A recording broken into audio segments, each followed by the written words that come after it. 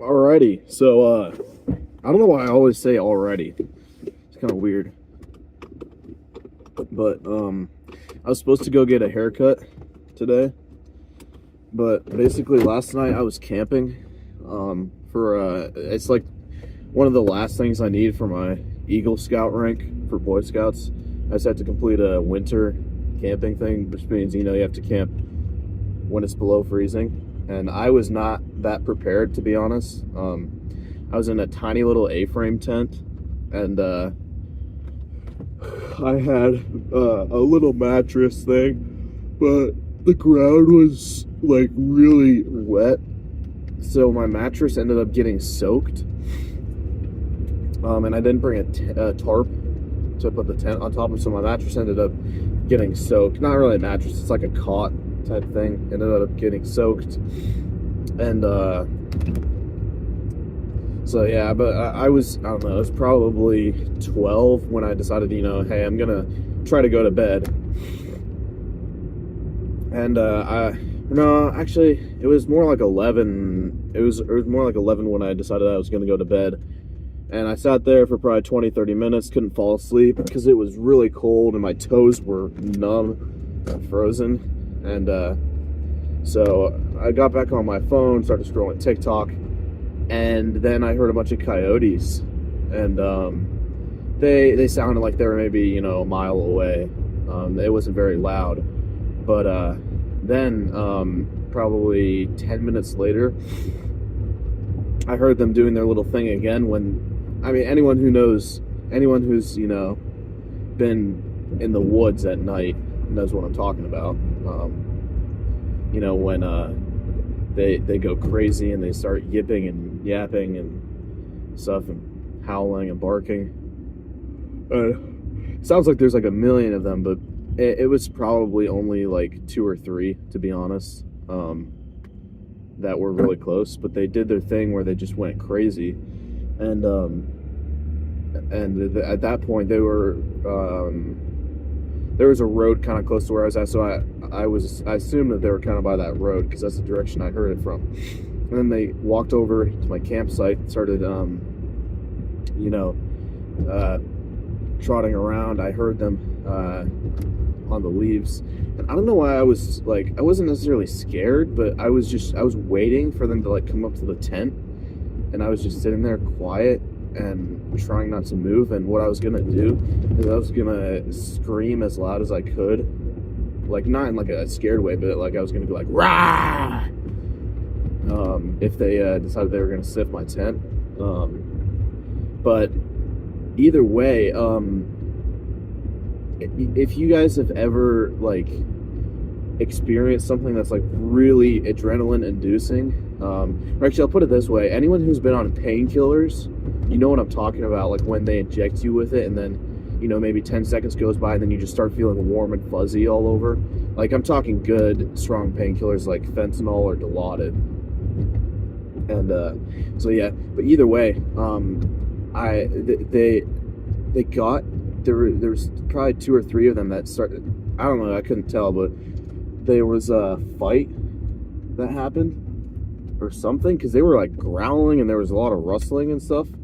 And so that was when I noticed that they were there.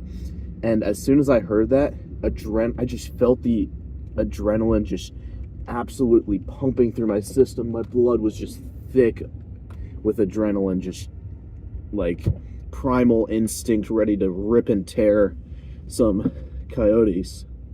And I don't know, it was like I literally felt as the adrenaline was released from my kidneys and my core just like warmed up, and I felt this electric, like energizing feeling. And it was probably like the most adrenaline inducing experience of my life. And it's not like I was necessarily scared, but I think it's like that prehistoric instinct in you, at night and you hear animal noises, you're like, oh crap, get into fight mode. And so that's kind of cool how the human body works. Like it knows that I was about to like, get into a fight with some animals or something, I don't know. So it pumped me full of adrenaline, and that was kind of fun. fun night. Not really. I didn't get any sleep because it was so cold, and it was probably 20 degrees all night. And I should have double layered my socks. Then I could have probably actually slept. Double layered socks, then brought a compression shirt under my hoodie, and I probably would have been fine.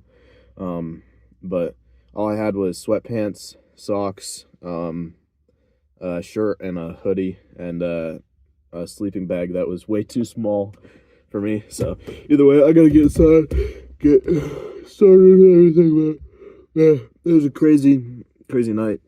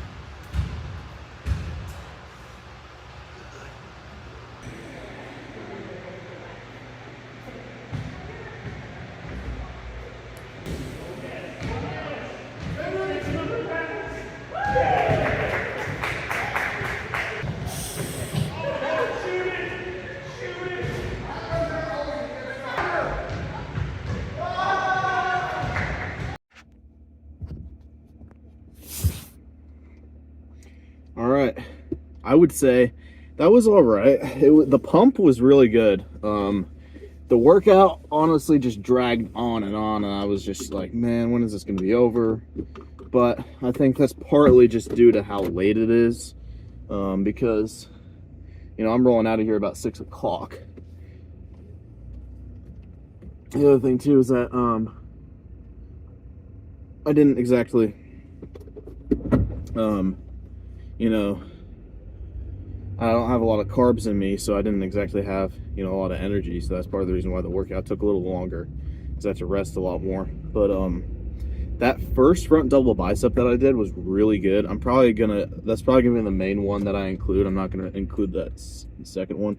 So just so you guys know, like when I'm posing, you guys, I go through probably like 3 of each different pose, and I pick out the best ones for you guys. So I don't know. You guys did get to see those uncut pump checks a while back, but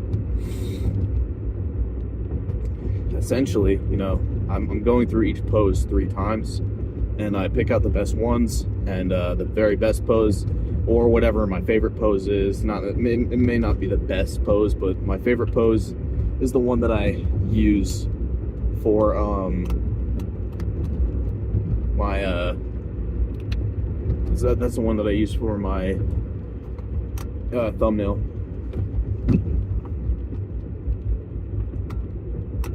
Stupid light's so finicky. But yeah, probably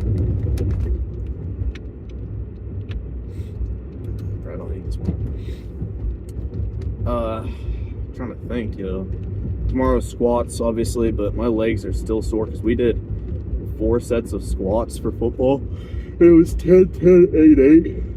Yeah, it's like, holy fatigue, Max, bro. Like, whoever wrote that program is trying to kill me. One thing that I've learned on my powerlifting journey is that people don't manage their fatigue enough. And wow, that is actually very surprising. That is the first time that my phone has actually fallen in this car. Wow. I'm very surprised by that. But yeah, either way, one thing that I've really learned from powerlifting is that basically nobody manages their fatigue enough. It's ridiculous. I mean, like at football, we're just expected to, you know, kind of rest 1 minute in between each set. And I guarantee there are, like, we could have, you know, like, not the entire football team, but maybe, you know, 5 to 10 guys that are just as strong as me if we had, you know, a decent program that actually managed fatigue and worked on, you know, muscle recovery, stability, exercise. I get that, you know, it's hard to do, and, you know, we're focused on athletic stuff too. But, you know, you build strength by managing your fatigue. You don't build strength by, you know, smashing your quads. So that's my 2 cents. All that is to say, basically,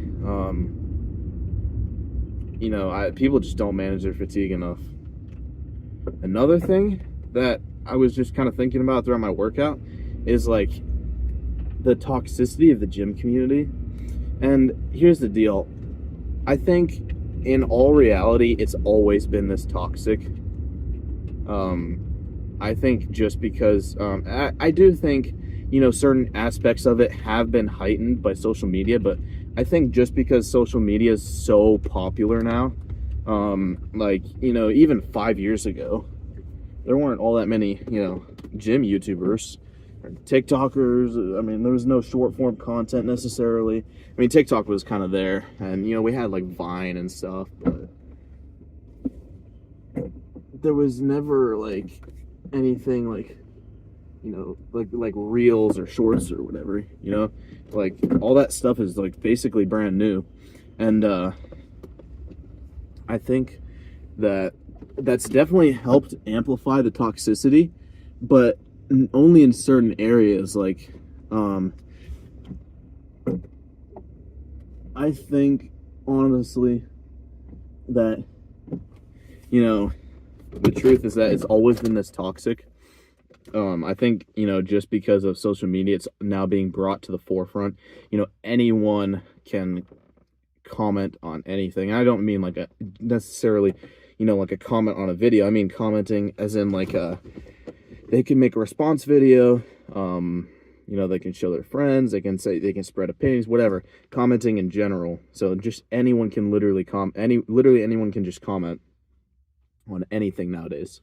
And so I think, the toxicity and the hate in the gym community has always kind of been there. But the big thing that I wanted to get to is that there is one small part of it that has not been there, and that's like these or one small part that hasn't ever been united. So you guys know who I'm talking about. I mean, you guys probably know some of these people, but it's those, tiny, like, skinny, lean as law, angle maxers, breathe divinity, insert slur for being a gay person, that kind of stuff. And, it's those people that are, like, now banded together because of social media. And I mean, I don't have it bad because I'm not morbidly obese, but I'm not a lean bodybuilder, and so people just treat you like you're less of a human because you decide that you want to bulk. And I don't know, why that is. Actually, I do know why it is. It's all due to jealousy. I think 95% of hate in general, this is just a good rule in life, 95% of hate that you will receive is because people are jealous of you. The other 5% is like someone just being utterly pissed off and being like, I'm just in a bad mood today, I'm going to hate on some people. And in that scenario, those people that are hating on you are like very likely have made 10 times your progress.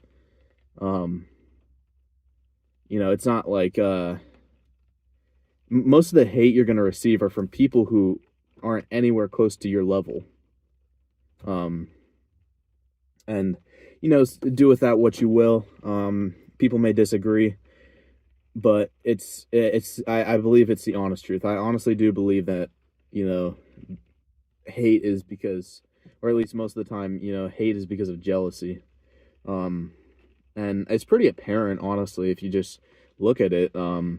Like, I mean, I haven't really had like major hate, but on my TikTok, I occasionally post bench stuff, and people are like, "Oh, well, mass moves mass."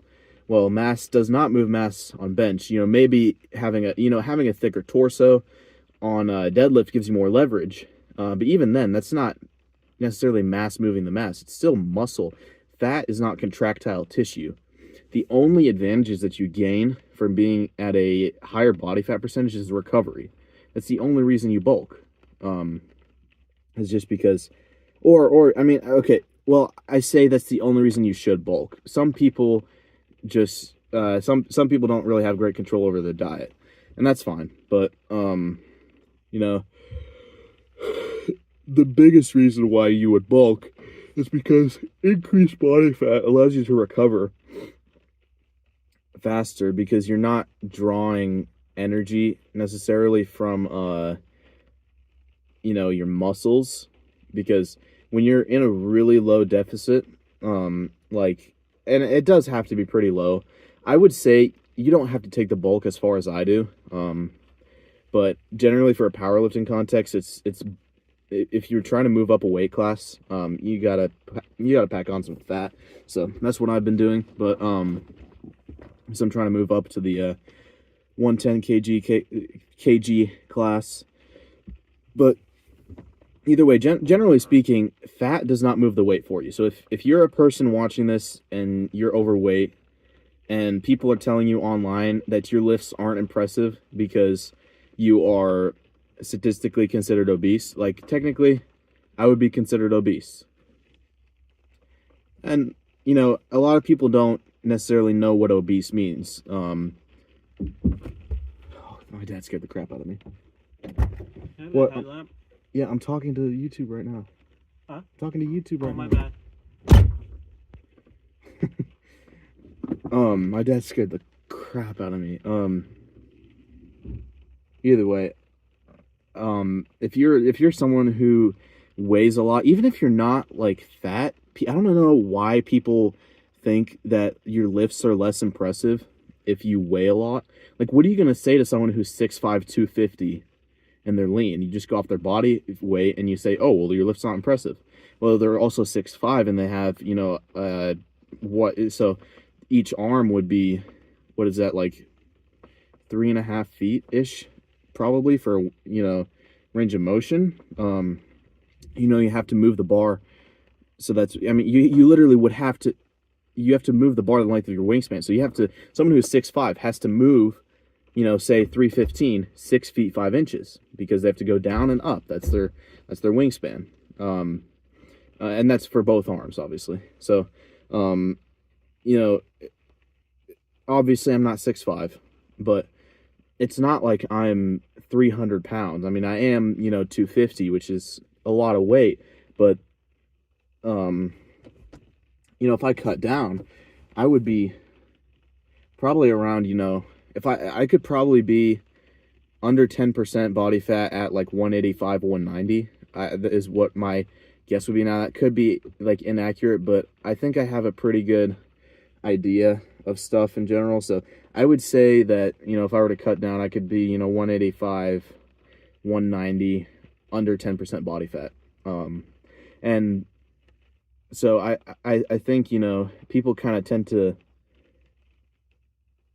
make body weight a huge deal. I mean, yes, in a powerlifting context, if you're going off of dots and stuff, sure, whoever, you know, someone who weighs 250 benching 300, that's not going to be as impressive as someone who weighs 150 benching 300. Or it's not going to be as you know, significant of a lift, but it doesn't matter necessarily, you know? Like, you are who you are. Why would you let anyone, you know, undermine your progress just because you're, you know, just because you weigh more than them? And so, I mean, I'm not going to sit here and say that being fat is good. I don't think, you know, where I'm at is where I want to be necessarily. I would love to be super lean, but, you know, just, you know, I'm not saying it's, you know, my circumstances are, I'm not trying to say that my circumstances dictate the outcome, but I am an offensive lineman, and I do play football. If I didn't play football, if I didn't decide to join football, I would say that I would have probably cut down by now, like a significant amount, and just to see, you know, where I'm at. But because I'm an offensive lineman, you know, your goal is to be as big and heavy and strong as possible. Like, your goal is just to be as big as possible. You like tall, muscular, fat, heavy, and so it doesn't do me any good if I'm, you know, 180. So why would I do that, you know? But yeah, all that's to say, you know, if you're someone who is, you know, in the gym and people are hating on you because you know, weigh what they would consider a lot of weight, don't worry about it. Don't stress it. Your progress is your progress. It's not theirs. If it was their progress, they can go and say, you know, oh, I'm such a fat chud, you know? So don't worry about it. You are your own person who has made your own progress. You forged your pathway. No one else did it for you. So that's my 2 cents. I'm going to get inside before it gets ultra rainy. And, yeah, probably play some Doom Eternal. I'll see you guys tomorrow for heavy squats.